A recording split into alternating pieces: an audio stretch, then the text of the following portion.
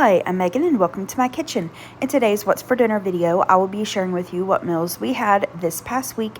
Now, we were out of town several days this week, so several of these meals are us eating out. If that's not something you're looking for, totally understand. I have a whole What's for Dinner playlist linked down in the description box below. Check that out for lots and lots of yummy weeknight ideas. But for now, if you are interested to see what we had this past week, just keep watching. For dinner this first night, we had driven up to Kentucky and got checked in to the rental and everything. And so we went into town. It's a very small town. And we found a pizza place. It's been open since '89, and I can see why. Everything we had was delicious. I ordered their ham and cheese sandwich with fries, and then Gary got their supreme calzone. And then we also ordered a taco pizza to take home, to snack on the next few days. It just sounded really good to us and we wanted to try it. That was our dinner that first night. The next day, we had driven from where we were staying to my hometown where, my grandpa and my uncle lived, where I was born. It was about an hour away from where we were staying. And when I said that the place we were staying was a small town, I wasn't lying. The hour away was the closest Walmart. And so we, drove in town. We had to do a Walmart pickup order. And then we went and visited my grandparents' graveyard and, all that jazz. And so we stopped at a new place there for lunch. It's like a build your own bowl place.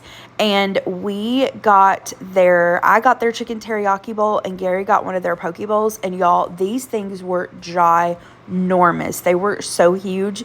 And so that night for dinner, we just ate the leftovers of that along with some of the leftover taco pizza. Yeah, an eclectic dinner, but it was delicious and I didn't have to cook. So there you go.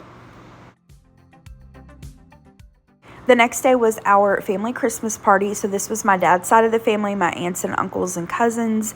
And we had so much good food. It was delicious. We had turkey and dressing, gravy, cranberry sauce, mashed potatoes, some sausage balls, macaroni salad, potato salad, some green beans, and then I made this cheese ball. I haven't shared this before on my channel. This was my first time making it, but it was my pa's cousin made this a couple of years or so ago, and I loved it. She gave me the recipe. I'll type it out in the description box below. It's a really good cheese ball if you're looking for one, and I'll share it here one day on my channel.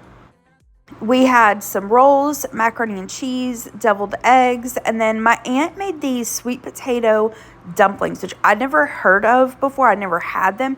They were so good. I need to get her recipe for that. It was like crescent rolls rolled with something, and then she made like a sweet potato filling. I don't know how to explain it, but they were so good. Like I said, I need to get the recipe from that. And then we had a ton of desserts. I made some Rice Krispie treats. We've got some peanut butter balls, a couple different kinds of brownies, some peanut butter cookies. My cousin made this pumpkin fluff dip, sweet potato pie, banana pudding, and then we had a chocolate pie. All right, here is a picture of my plate. If you've been with me for a while, you know I don't like my food to touch. And at gatherings like this, I like to get a little bit, just maybe a couple tablespoons of stuff, but I do have to spread it out. So everything was delicious. It was so good, and we had a really nice time visiting with our family.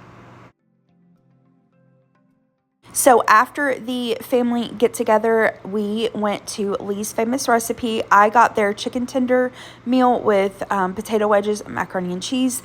And then I didn't get a picture of Gary or my mom's plate, but Gary got their spicy popcorn chicken dippers with coleslaw and potato wedges. And my mom stayed that night with us.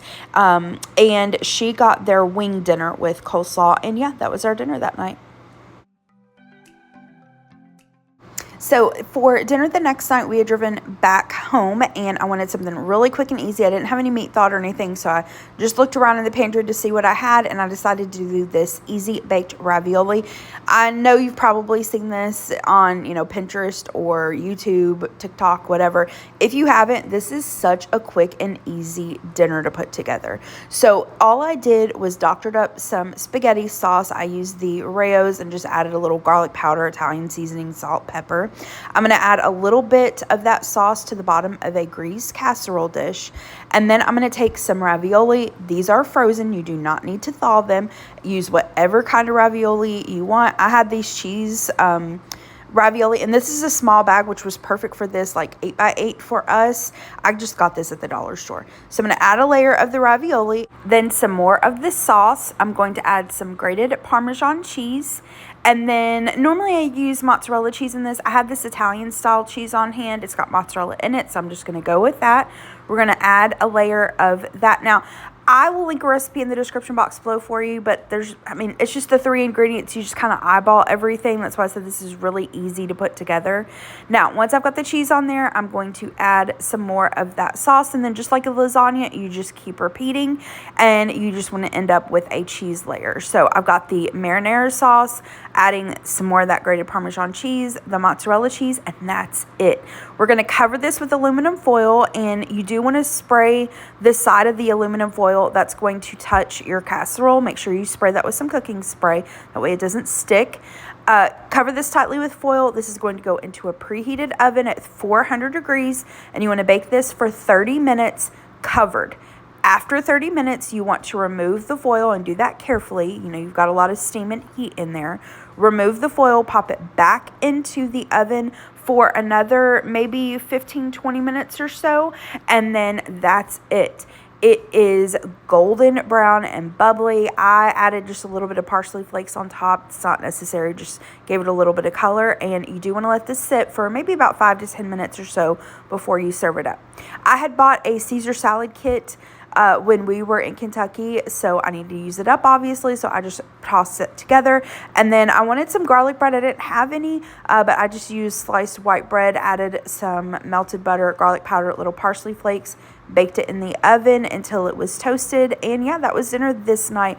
Like I said, this is something to keep, in your back pocket. It's just a couple of ingredients. Now, you can add veggies. You could, brown up some meat if you wanted to, but just as it is, it's really simple, and it took like 5 minutes to put it together.